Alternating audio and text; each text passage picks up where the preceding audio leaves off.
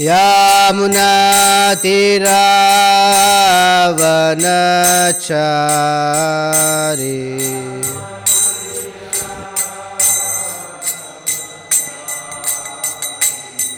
Jai Radha Madhava Kunja Vihari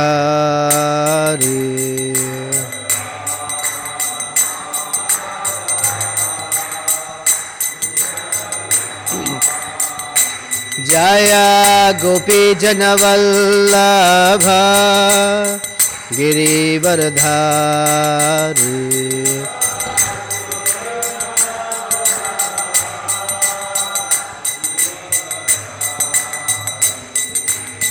Yashodanandana Braja Janaranjana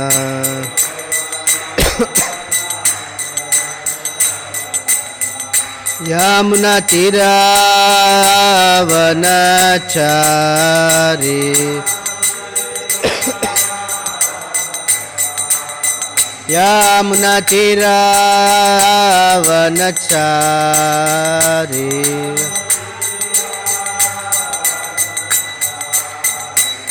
Jai Radha Madhava Kunja Vihari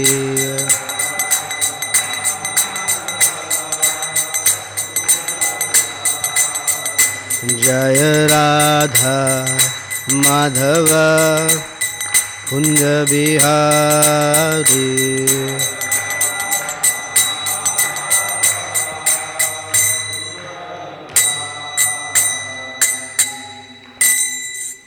Jayam Vishnupada Paramahamsa Parivrajakacharya Ashtottara Shri Srimad His Divine Grace A.C. Bhaktivedanta Swami Srila Prabhupada Ki Jai Ananta Koti Vaishnava Vrinda Ki Jai Grantharaj Srimad Bhagavatam Ki Jai. All glories to the assembled devotees. All glories to the assembled devotees. All glories to Sri Sri Guru and Gauranga. Om Namo Bhagavate Vasudevaya.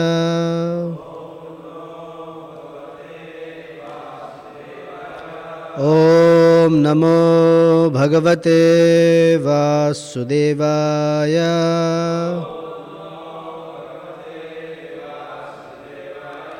Om Namo Bhagavate Vasudevaya.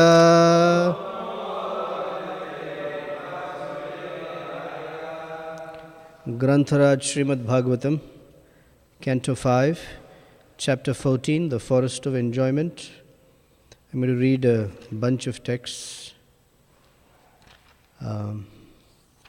starting from text 16, I think, through 20 at least. Text 16.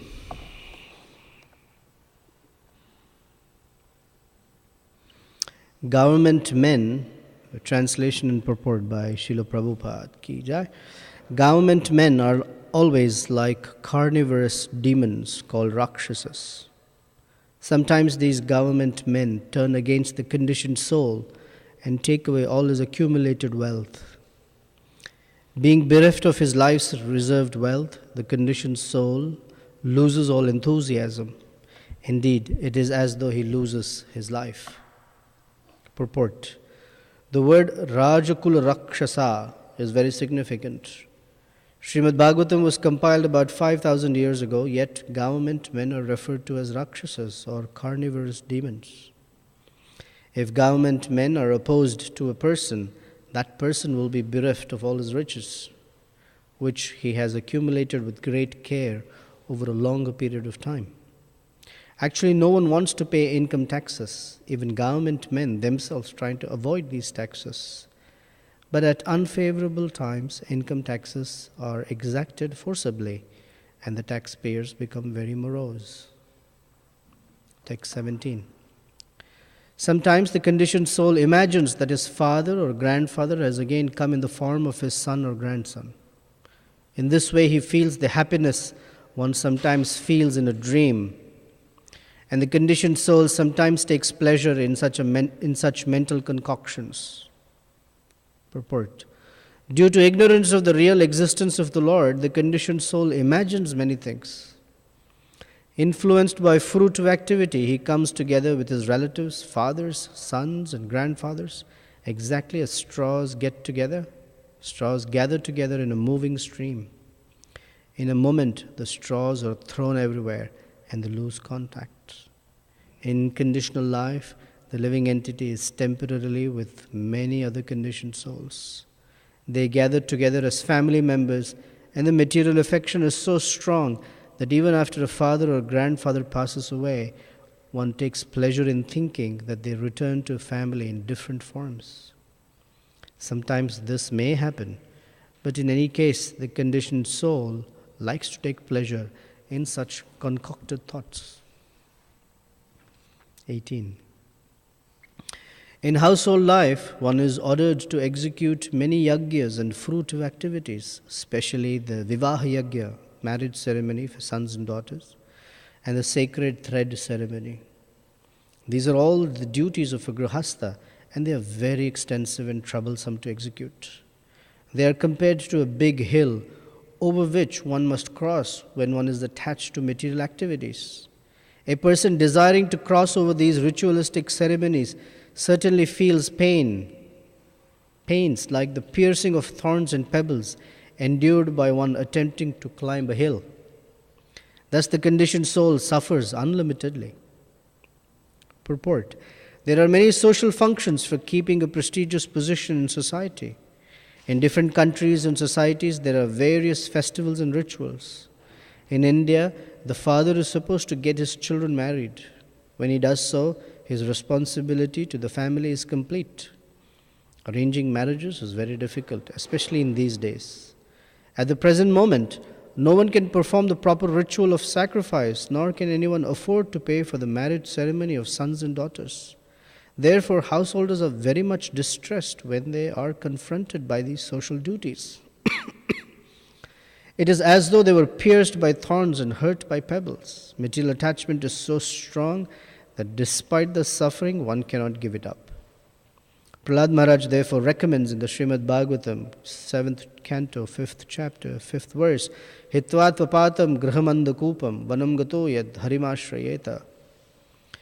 The so-called comfortable family position is compared to a dark well in a field. If one falls in a dark well covered by grass, his life is lost despite his cry for rescue. Highly advanced spiritualists therefore recommend that one should not enter the Grahastha ashram. It is better to prepare oneself in the Brahmacharya ashram for austerities and remain a pure Brahmachari throughout one's life, so that one will not feel the piercing thorns of material life in the Grahastha ashram. In the Grahastha ashram, one has to accept invitations from friends and relatives and perform ritualistic ceremonies. By so doing, one becomes captivated by such things, although he may not have sufficient resources to continue them. To maintain the Grahastha lifestyle, one has to work very hard to acquire money. Thus, one is implicated in material life, and he suffers the thorn pricks. Text 19. Sometimes, due to bodily hunger and thirst, the conditioned soul becomes so disturbed that he loses his patience and becomes angry with his own beloved sons, daughters, and wife. Thus, being unkind to them, he suffers all the more. Purport: Srila Vidyapati Thakur has sung, Tatala saikate vari bindu sama sutamita ramani samaje. The happiness of family life is compared to a drop of water in the desert. No one can be happy in family life. According to the Vedic civilization, one cannot give up the responsibilities of family life, but today everyone is giving up family life by divorce. This is due to miserable condition experienced in the family. Sometimes, due to misery, one becomes very hardened toward his affectionate sons, daughters, and wife. This is but part of the blazing fire of the forest of material life. Text 20. Shukadeva Goswami continued speaking to Maharaj Parikshit, My dear king, sleep is exactly like a python. Those who wander in the forest of material life are always devoured by the python of sleep. Being bitten by this python, they always remain in the darkness of ignorance. They are like dead bodies thrown in a distant forest. Thus the conditioned souls cannot understand what is going on in life. Purport. Material life means being fully absorbed in eating, sleeping, mating and defending. Out of these, sleep is taken very seriously. While asleep, one completely forgets the object of life and what to do. For spiritual realization, one should try to avoid sleep as much as possible. The Goswamis of Vrindavan practically did not sleep at all. Of course, they slept some, for the body requires sleep, but they slept only about 2 hours, and sometimes not even that. They always engaged in spiritual cultivation, nidra hara viharakadi vijitau. Following in the footsteps of the Goswamis, we should try to reduce sleeping, eating, mating and defending. Om Ajnanatimmirandhasya Jnananjanashalakaya Chaksur Unmilitam Yena Tasmai Shri Gurave Namaha Shri Chaitanya Manobhishtam Sthapitam Yena Bhutale Swayam Rupa Kadamahyam Dadati Svapadantikam Vancha Kalpatarubhyascha Kripa Sindhubhya Evacha Patitanam Pavanebhyo Vaishnavebhyo Namo Namaha Jai Shri Krishna Chaitanya Prabhu Nityananda Shri Advaita Gadadhara Shivasadi Gaura Bhakta Vrinda Hare Krishna Krishna Krishna Hare Hare Hare Rama Rama Rama Hare Hare.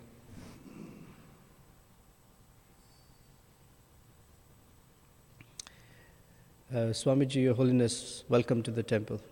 Thank you for being here. There is a saying in Hindi, and I'll translate it for you. But if you understand Hindi, I'm sure you'll appreciate it. It says, Dilli ka laddu, jo khaya, wo pachhtaya.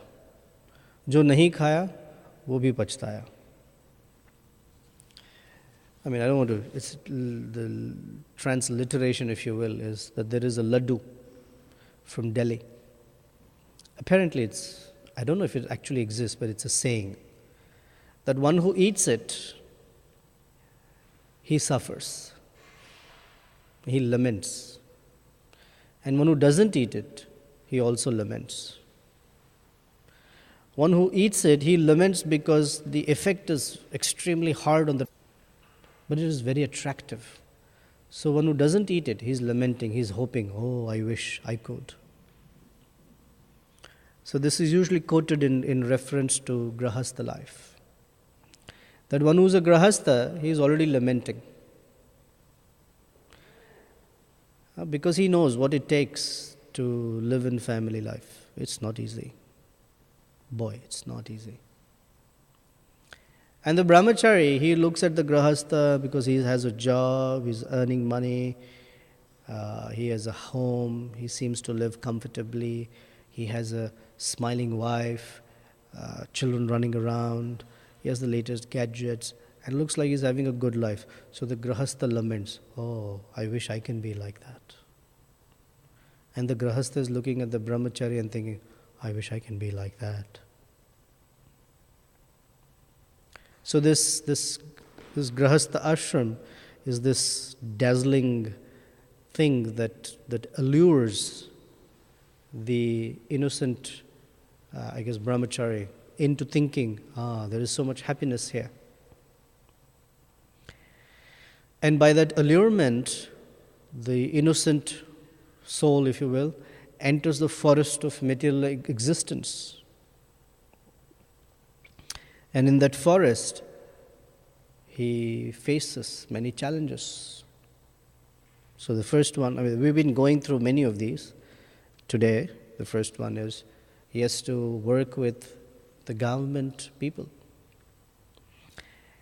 And Prabhupada saying that the Bhagavatam was compiled almost 5,000 years ago, yet the government people are compared to blood-sucking Rakshasas. Because the government has only one job, take away the citizens' money in the form of taxes. And they apply tax for everything. Of course, there's the federal income tax, Then there is the state tax. There's a local tax, city tax, sales tax, entertainment tax, fuel tax, surcharge, certain taxes. I mean, there are some taxes that you can't even explain what they're for. If you notice, airline ticket, I don't know how many of you analyze it. I'm a little crazy, so I do. So if you pay a fare for, let's say, $500, the actual fare itself is about 120. The 380 are fuel charges, taxes, etc. And their taxes are so high, it's unbelievable. It's at 3 times, 4 times the fare. So the government is always waiting to get as much money as it can from the citizens. Prabhupada describes that in the Vedic system, the tax law was very, very simple. They didn't have a big book that said this is the national tax code. They didn't have all that. The tax code was very, very simple. Brahmanas don't pay tax. Shudras, Vaishyas, they pay tax. And the Kshatriyas, they collect tax. And the tax law was very simple. Everyone pays 25% of their income in taxes. So if someone made $100, they would pay 25 as tax. If the next year they made 50, they only pay 25% of that, 12.5. That's it. And if they didn't make any income, no taxes. And Brahmanas were not allowed to have an income. The Brahmacharis, the Sannyasis and Vanaprasthas, they never paid tax because they don't have income. And the king would collect taxes from the Vaishyas and the Shudras, and all of the treasury were used back in the service of the country or the kingdom. The king was not allowed to become very rich unnecessarily. Although he collected the taxes and he kept the money, his exchequer was rich. Money was used for community projects. But now, the serious taxes that are collected are used for subsidizing cow slaughter and for engaging in war. Therefore, we will notice that for most countries, the military expenditure far exceeds expenditure for things like education and community projects. So to deal with the government is not easy, especially when it comes to taxes. We are supposed to pay taxes. That much is clear. It's not like we read Bhagavatam and say, well, I'm not going to give anything to the Rakshasas. We're supposed to pay our taxes. But dealing with the government when it comes to taxes is not easy. It's a horrendous experience. I don't know if anyone of you has that experience. It is quite horrendous. They will complicate the tax, they complicate the letter, seems threatening, scary. I mean, it's just really agonizing. So, some persons who like to earn an income, here's the problem. That income has to be taxed, and taxed means you have to deal with the government. And if you try to earn an income without paying taxes, they will get to you, or they will get to us, whoever that is. They know how to get to us. It says sometimes the conditioned soul, he has a different kind of concocted happiness.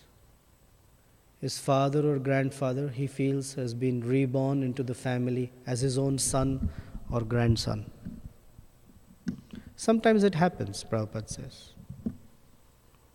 Sometimes the grandson has the same qualities as the grandfather, same behaviors, and because of attachment in the family affairs, it is possible that the conditioned soul is born again into the same family. But it's not always. So this conditioned soul, he imagines, this is my mother, this is my grandmother, this is my grandfather, my son is just like... And in that concocted sense of family, he rejoices. But the truth of the matter is that conditioned souls, by karma, they come together. And when they come together, they feel and they act out because of bodily identification. This is my father, this is my mother, this is my wife, this is my son, my daughter. Very nice. And they have absolutely no control over when a family member would immediately leave that family. Because it's not by love that they're bound by karma. And when karma changes, poof, one of the family member goes away. And the analogy is that on the waves or ripples of a river, straws sometimes come together, and the same ripples separate the straws. The straws have nothing to do, they cannot do anything about it. But the suffering or enjoyment is due to thinking, this is my family. Actually, there is nothing such that exists. Yesterday I was having a conversation with a young man about this concept. And I said that a soul is energy of Krishna. Mamaivamsha jiva loke jiva bhuta sanatana. So one soul and another soul, they cannot have a relationship actually. Because there are two energies and they cannot have a relationship. Unless that relationship is in reference to the source, Krishna. The sense of relationship that happens is, we say, concocted or illusory. We think, this is my father, this is my mother, this is my wife, my son, my daughter, whatever. It is illusory because actually the two souls are not related in that sense. They can only be related if Krishna is involved in the picture. Then yes, it's possible. Just as on a bicycle wheel, there are spokes and there is a hub. Any two spokes cannot be connected to each other unless they are connected at the hub. Although the spokes are right next to each other, they cannot be connected unless you bring them to the hub. Then yes, they're connected. And by the illusory potency and by the influence of time, those who are together today will not be together tomorrow or with the passage of time. This is important to know. As devotees of Krishna, it is important for us not only to understand who Krishna is, who we are, and what is the process of bhakti, which is important to know. It is also important to know how the material energy works. And it is important to study these side by side. This is from Sri Ishopanishad, mantras 11 and 12. 10 and 11. Anya devahur vidyaya, anya devahur avidyaya, iti shushrumadhiranam, yenastad vichachakshire. That knowledge or spiritual knowledge and material knowledge must be understood side by side from the words of a dhira, a sober person. Because if we don't know how material energy works, our tendency is to play in the material field and make choices in the material field. And when we make choices in the material field, we continue our existence in the material field. So we should have basically or minimally the discriminatory power to say, this is matter, this is spirit. If we don't even know what spirit looks like, we might mistake it to be spirit. Like they say, the usual analogy is that a disciple, because of ignorance, he looks at a rope on the ground, and in the dark, that rope looks like a snake. And because it looks like a snake, all his fears and emotions awaken.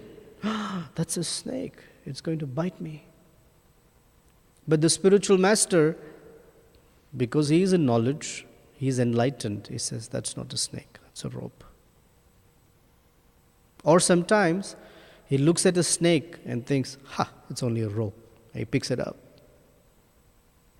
The guru has to warn him, that's a snake. So we have to know transcendence and ignorance, vidya and avidya, side by side, so we know what choices to make. And hopefully, and preferably, we make the transcendental choices. So the reality is that souls come together in this material sphere simply out of karma, and the time energy will separate these souls. There is no second question about it. And the more we are aware of this, the more we are prepared. There's a difference between a person who goes into any situation unprepared versus a person who goes into a situation prepared. What's the difference? One who's prepared is not shocked. But one who's unprepared, he's carried away by shock, emotions, distress, lamentation. Therefore, the Bhagavad Gita, Krishna right in the beginning says, he gives us that the body goes from boyhood to youth to old age. And tatha dehantara. After that, he takes another body. And dhiras tatra na muhyati. Muhyati means he's not confused about it. Why? Because he's prepared about it. He knows it. The body goes through transformation. But the soul does not. One who's not thinking about this every day, every moment, he gets bewildered. Muhyati. Why is this happening?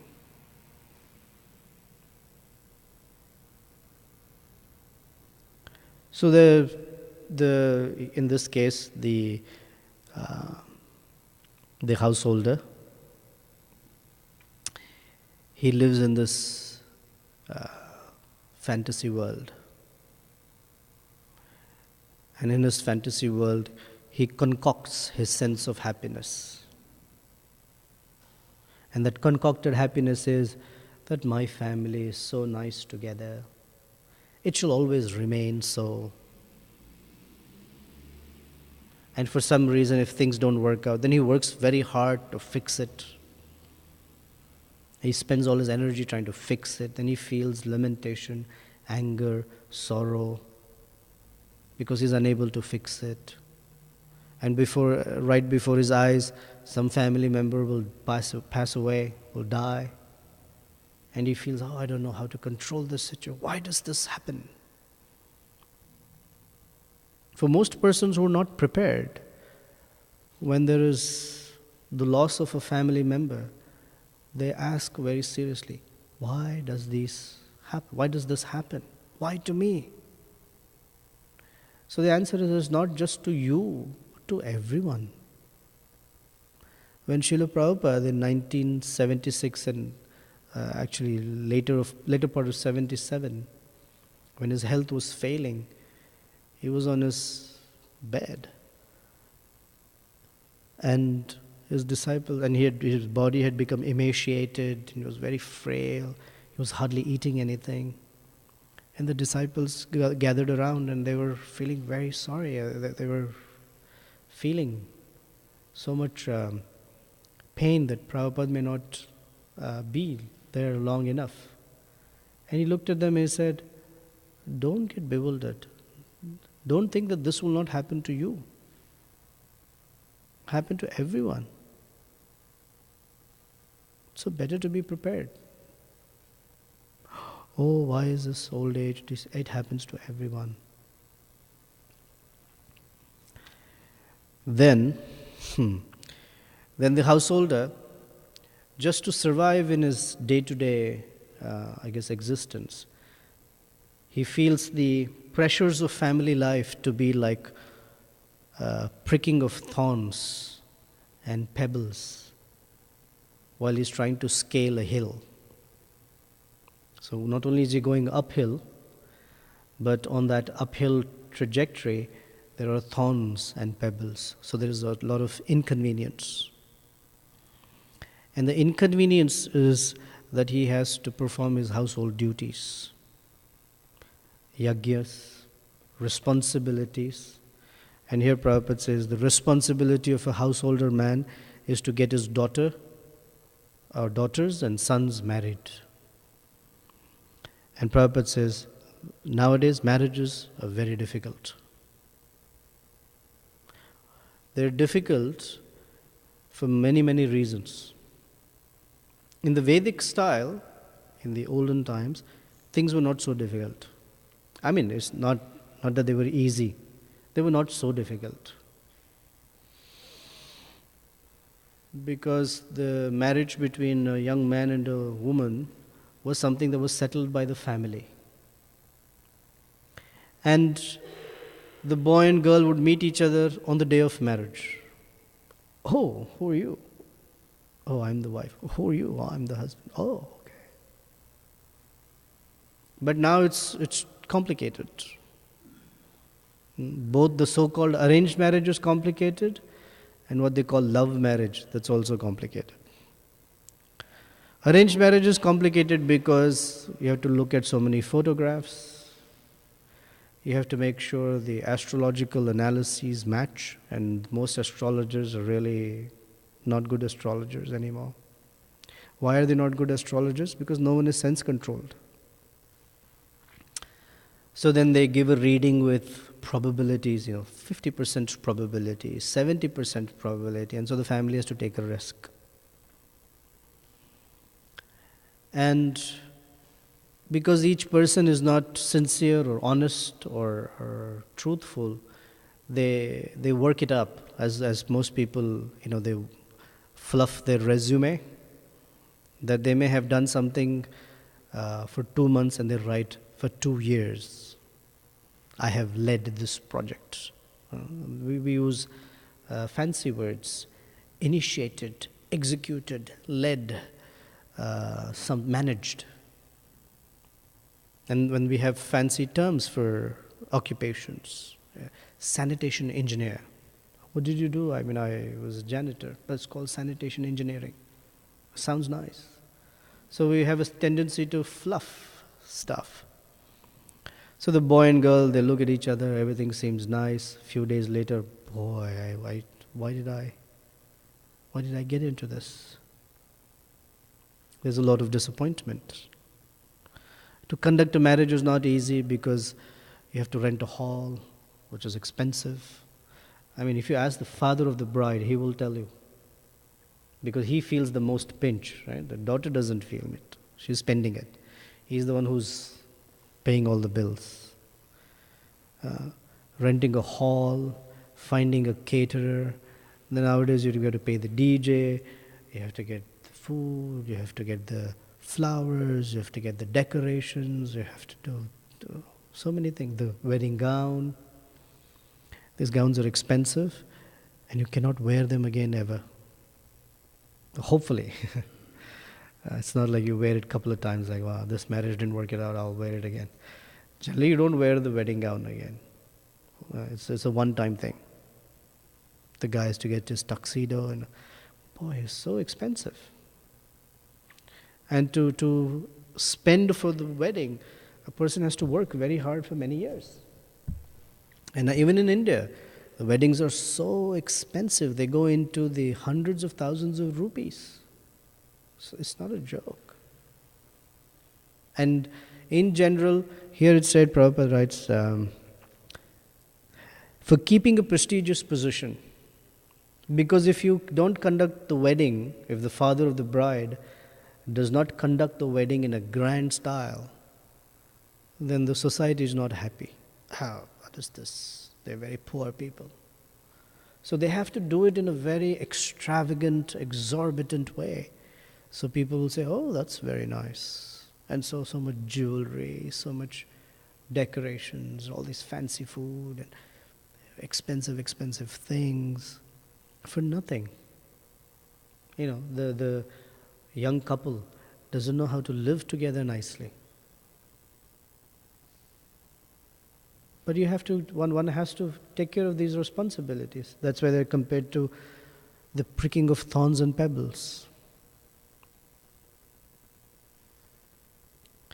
So Prahlad Maharaj says that this is like falling into a blind well.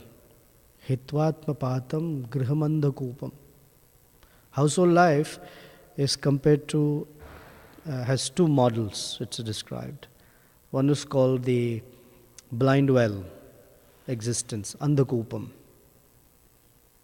And the other is called a fortress. In a fortress, one is protected. In a blind well, one is dead. So it depends on how the couple is living their lives. If they live according to the principles given by Srila Prabhupada,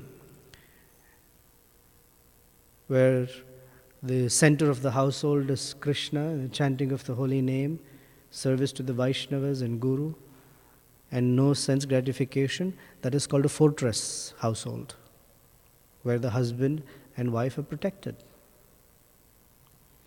But if the center of the household is a big screen TV, bigger the screen, the more the enjoyment. No, really, people have massive TVs. So you cannot believe. The image on the TV looks bigger than the actual human being. In fact, it's said that the center of the house where you have to put an altar, they put the TV.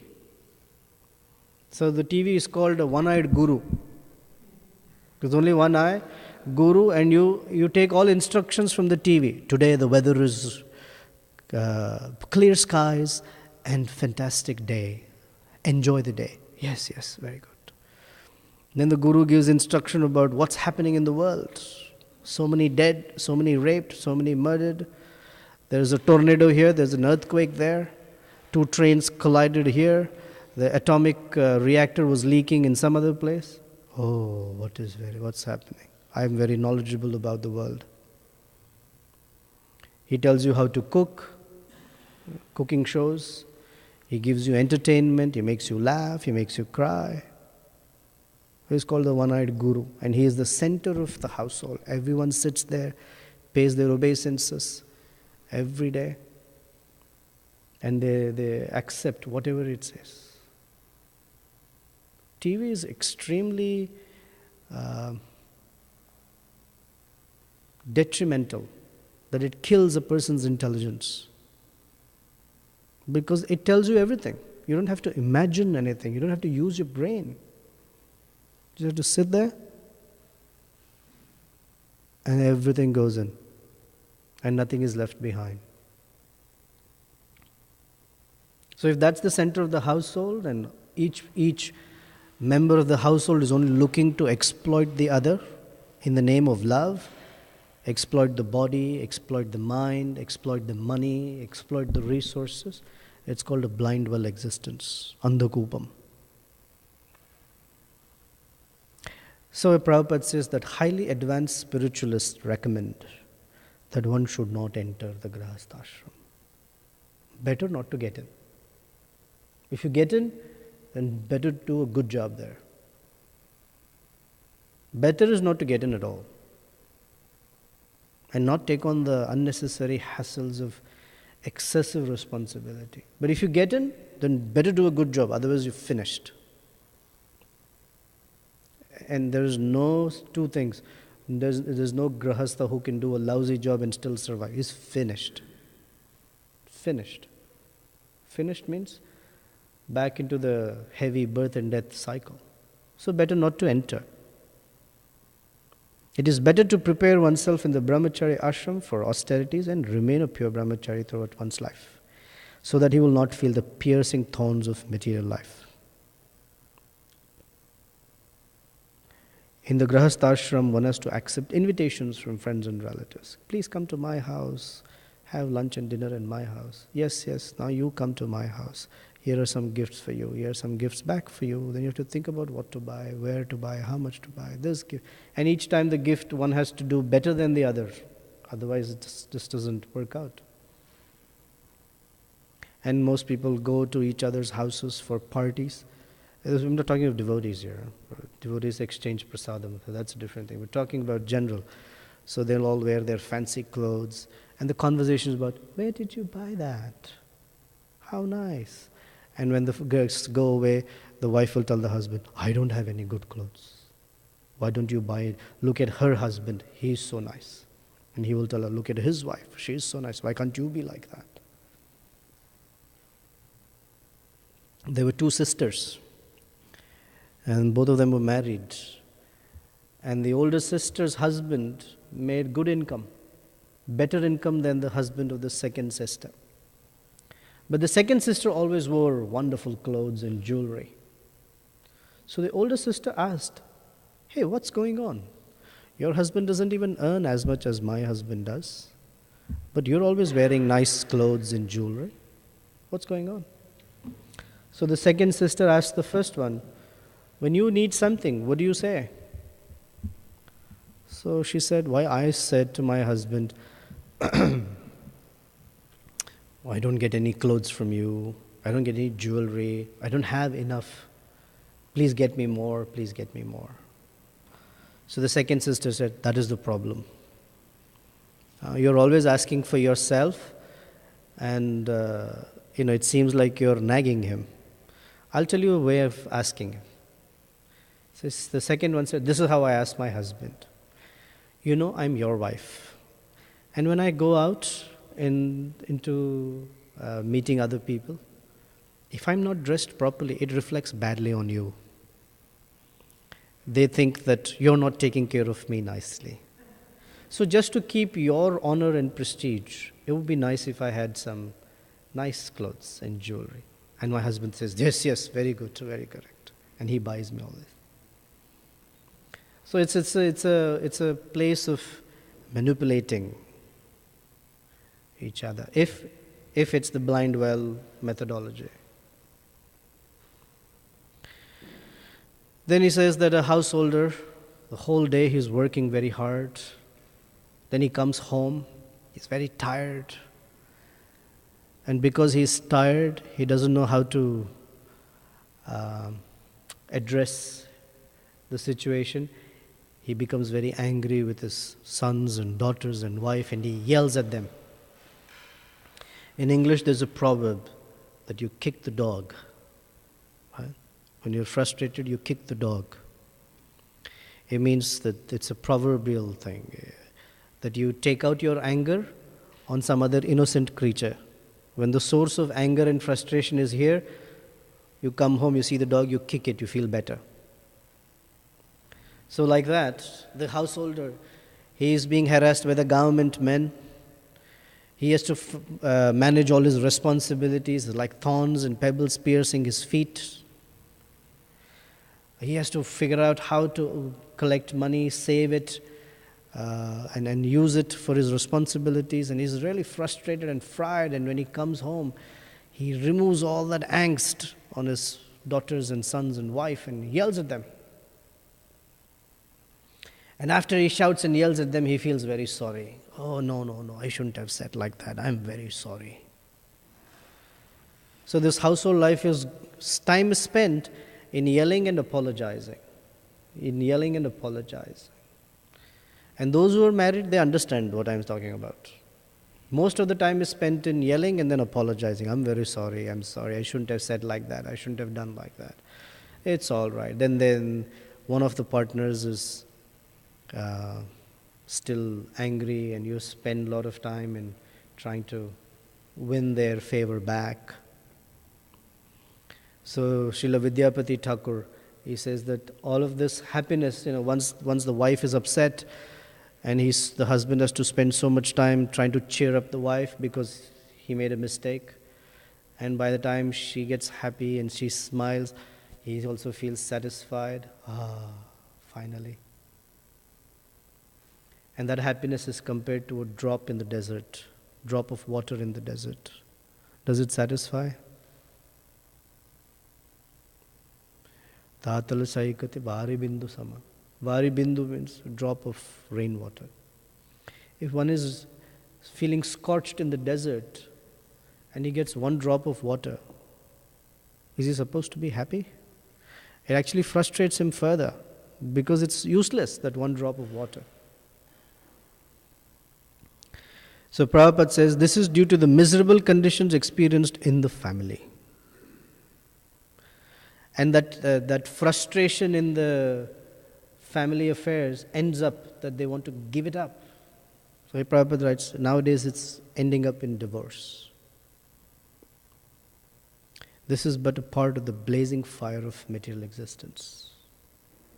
It's no fun. Because the paradigm is not service to Krishna, then one has to experience this misery, this distress, this fighting, this argument. And each person is so busy trying to be right and the other person is wrong, or feeling misunderstood or not understood, that they're very, very busy trying to be right, that they cannot spend time trying to making it right. Because service to Krishna is not the paradigm here. So finally they get frustrated. And if you see, the individuals are very nice persons, two very good persons, but they cannot be together. The other day we were talking about this, Jai Govinda Prabhu and I were just chatting about some principles of Grahastha life. So, we're sharing that pizza is very good by itself. And sweet rice is very good by itself. But if you dip the pizza in sweet rice, it's not a good combination. Two individuals, very, very nice. Together, disaster. What to do? Because trying to live together is not easy. So the other day, Jai Jagannath was giving the example of living in the ashram means jagged rocks that somehow the surfaces rub with each other, and over time things smoothen out. It's not necessary. Sometimes the jagged rocks remain jagged and they're only busy trying to smooth out the other person. They remain jagged. The layers of jaggedness, I guess. And finally they say, well, okay, let's just stay away from each other and keep our sanity. And then Shukadeva Goswami is continuing that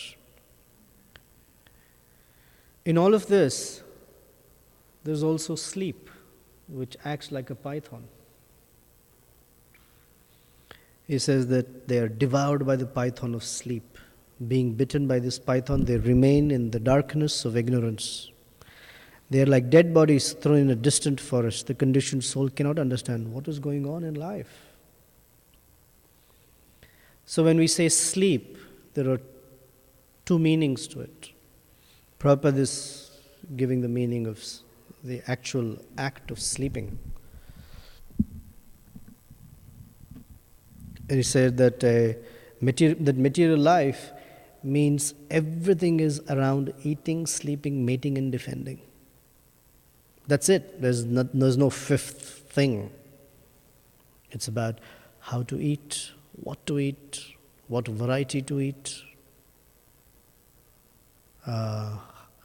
how many different ways to mate and who to mate with, and the whole preparation for courting someone and then dating someone and then getting into the act and then maintaining that, and this is eating, sleeping, mating and defending.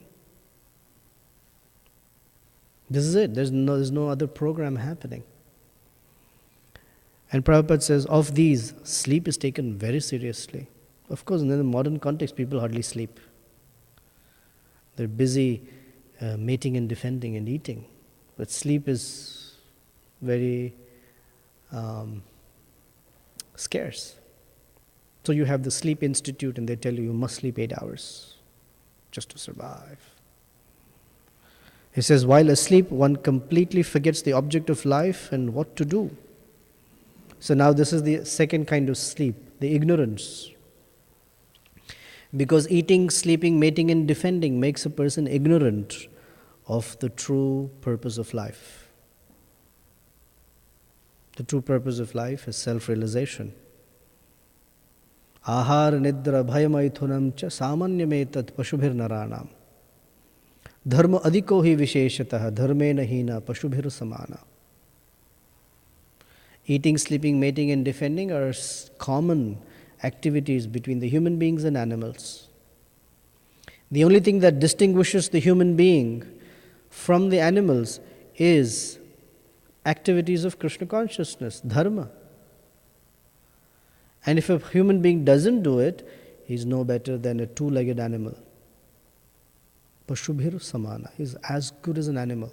There's no difference between an animal and the human being. That they do the same things, just that the human does it in a little bit more style, if you will. He has special plates to eat. Of course, nowadays human beings can't even have special plates. They eat in plastic. The other day Prabhupada was speaking, we were hearing on the altar, that in Dvapar Yuga, when Yudhishthira Maharaj had fought the war, and all of his treasury was empty, he needed to get more money. And he didn't know how to get more money. So Krishna told Yudhishthira Maharaj that up north, a lot of kings who have given up their lives, their treasury is sitting full. You can ask Arjuna to go bring. And so Arjuna went and amassed so much wealth for Yudhishthira Maharaj that he got his name Dhananjaya from that. And Prabhupada said that in olden time, they would eat in a golden plate made of gold. They would eat a meal and discard the plate. Nowadays we even wash the plastic spoon again and again. We eat in styrofoam. It's made of oil. Plastic. Yuck.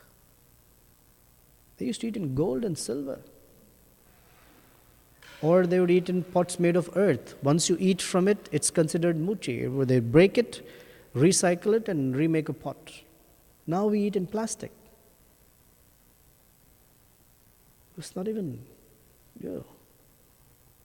So eating is, of course, we can't say it's more stylish, but definitely, we have recipes and, little flavors of this and a dash of that and a touch of this and a sprig of cilantro or parsley to make it all look nice. And especially French restaurants, you have a big plate, little food, and a very heavy bill. You understand? In French restaurants, the less food they serve you, the more exotic it gets. And you pay $50 for, where's the food? But it's all stylish. It's a fusion this and fusion that. And the dog eats the dead rat on the road, but still eating. The mating is also like this and special that, and the luring music, and the dogs do it on the street. It's the same thing. Sleeping, you need a special mattress. Sleepy. What is the new, whatever mattresses? This style, that style. Was that Tempur-Pedic and memory foam and twin size, full size, queen size, king size, stupid size, whatever size they are. And the dog just sleeps on the ground, on the road. And for defending, the dog has, he barks and he has snares and he has teeth. And people have atomic weapons, guns, daggers, and much worse, harsh words. That's our defense. Anyone says anything to us, we immediately say something back. But it's the same thing. It's the same thing. And this is what time is spent in, nothing else. And Prabhupada says, the Goswamis of Vrindavan did not sleep at all. Maybe 2 hours, and that too if they remembered it. They didn't eat anything. Once in a couple of days they would say, oh, I haven't eaten anything in a couple of days. They would take a little stick of butter, a palmful of Ganges water, and go on their business of chanting. And so he says that spiritual life means progressively reducing sleeping, eating, mating, and defending. Progressively reducing means according to realization. And it is proper that we should become progressively more realized. More realized on the importance of cultivating spiritual realization and the not so important activities of maintaining the body. Of course, the body needs to be maintained. The body needs to be maintained. Otherwise, we cannot conduct our spiritual life. But minimize the investment of consciousness in these activities. And maximize the investment of consciousness in cultivating Krishna consciousness.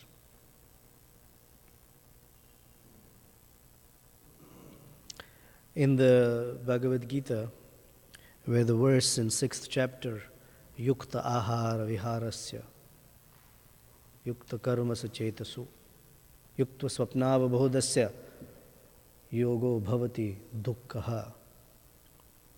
Krishna says that a yogi who is regulated in his activities of eating, sleeping, and recreation, he is freed from material miseries. Yogo bhavati dukkha.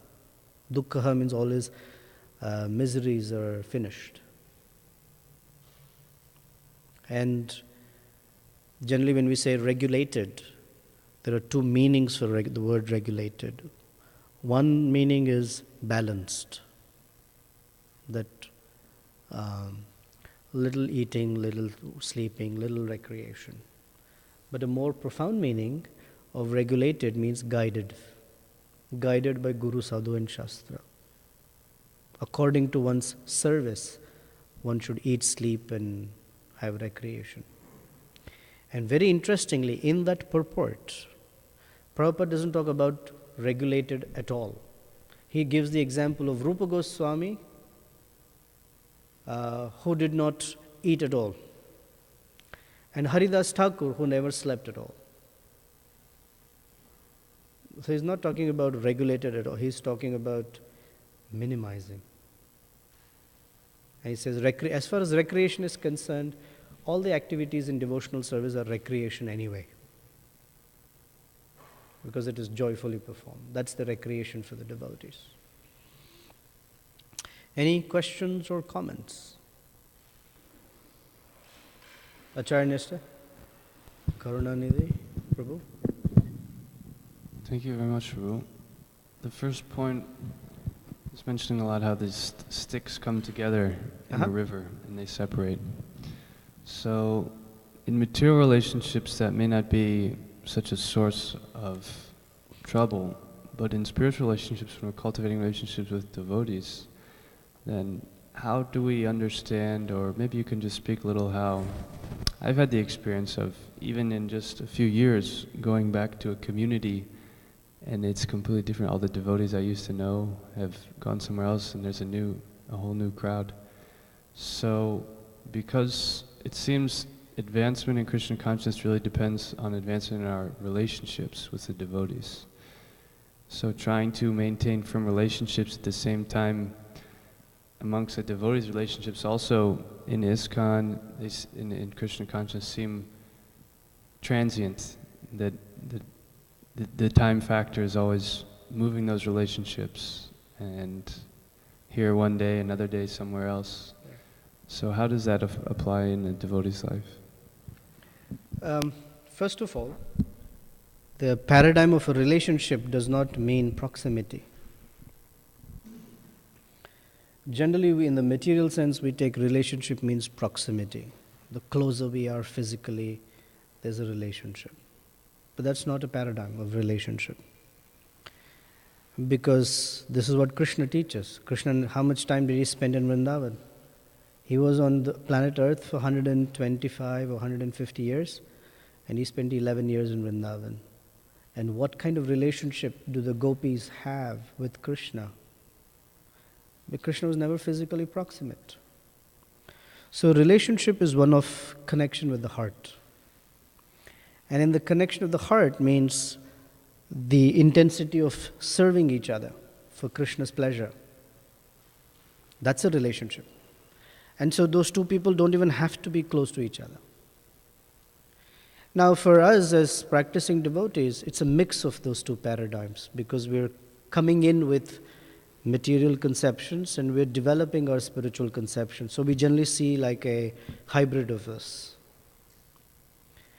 Yet, we should remember that things can change, yet the connection of the heart should remain. In the video called You Were Ever Well Wisher, it's one of my favorite videos. And the way it ends, you've seen the way it ends? There's a silhouette of Prabhupada. You don't see Prabhupada's face, just the silhouette. And the commentator says, by Krishna being very merciful, has extended the association of his pure devotee to us. And Krishna, being the ever so independent personality, has now withdrawn that association. This is how we see. Krishna has given this association. I'm very grateful. If Krishna has withdrawn that association, well, that is Krishna's independence. He can do what he likes. Then there is a difference between what are called material emotions and spiritual emotions. Material emotions manifest because of pain and distress on a bodily level. Bodily means body and mind level. I'm not feeling good. Oh, whatever. Spiritual emotions are on the basis of one's relationship with Krishna. They're different. So, unless we know what the difference is, we won't be able to discern it. But they're different. Now, so we see Narottam Das Thakur singing, I will bang my head on a stone because I'm feeling the loss of association with all these great personalities like Lord Chaitanya, Lord Nityananda, Swarup Damodar Goswami, Rupa Goswami, Srinivasacharya, etc. Pashane Kutibo Mata. I'm going to bang my head against a rock. That's different from material emotions that are usually a distress from the bodily conception of self. So there is place for spiritual emotions. There is place for feeling the loss of devotees. It's there. It's not like we become rock hard, no emotions. That's not us. So our hope is that we graduate from material sense of emotions to the spiritual sense of emotions. And that's the process of bhakti. Is that fair? Karunanidhi Prabhu?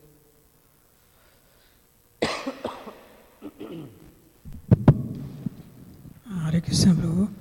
I want to share some thoughts. I came across on purport Srila Prabhupada writes that there are two kinds of brahmacharis. One is who stays with a spiritual master for long times and returns to grahastha life. And for example, like Nabhaga. Nabhaga stayed for a long time with his spiritual master. Then, when he returns, then his brother, they didn't give his shares. Anyway, so another type of brahmachari, Naishtika. that's a Druda Vrata, something Prabhupada says.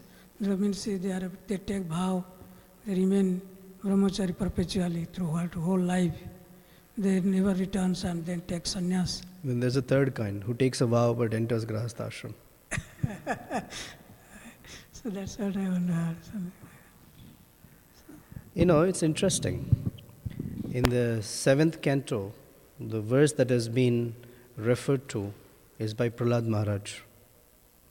Hitvatma bhutam grihimandukupam vanam gatoyam harimashrayeta.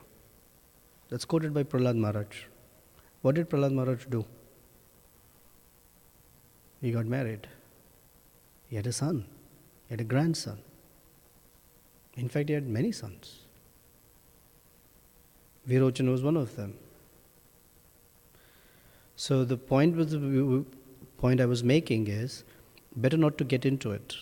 And if you get into it, better do a very good job. Otherwise one is finished. Prahlad Maharaj is still considered a Mahajan, though he's a Grahastha. It's not like you lost your Mahajan status. No. He did a fantastic job being a Grahastha, because Krishna is still the center of his life. But he understands, hitvatmapatam grihamandhakupam. If he doesn't live the life properly as Krishna's servant, and that Krishna is the center of his household life, it is andhakupam. So it's risky. The point is, it's risky. So better to take that risk in a prepared, calculated way versus walking into it blind and getting finished. If one doesn't take that risk, that's even better. But if you take it, better be good at it. Okay, Srinath, we're getting late. Is it short one? Okay, let's do that. Thank you. Srila Prabhupada ki jai, Srimad Bhagavatam ki jai.